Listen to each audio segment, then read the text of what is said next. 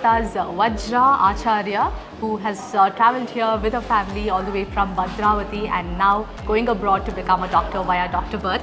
Hi Vajra, how are you doing? Hi ma'am. How are you feeling? Good? Excited to become a doctor? Yes.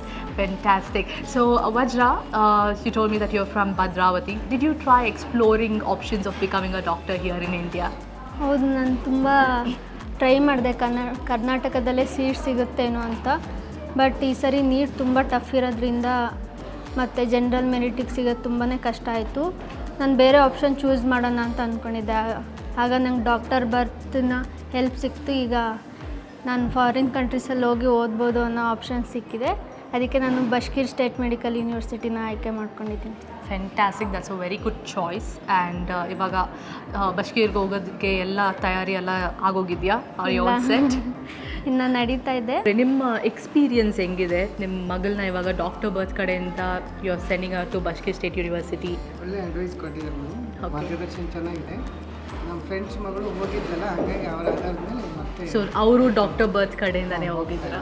Okay, ಅವರ ಒಂದು ಸಲಹೆ ಮೇರೆಗೆ ನಾವು ಮಾಡ್ತಾ ಬಂದ್ವಿ. ಇವರು ಚೆನ್ನಾಗಿ ಮಾರ್ಗದರ್ಶನ ಕೊಟ್ಟಿದ್ದಾರೆ. Okay, fantastic. So thank you very much and all the very best. Thank you.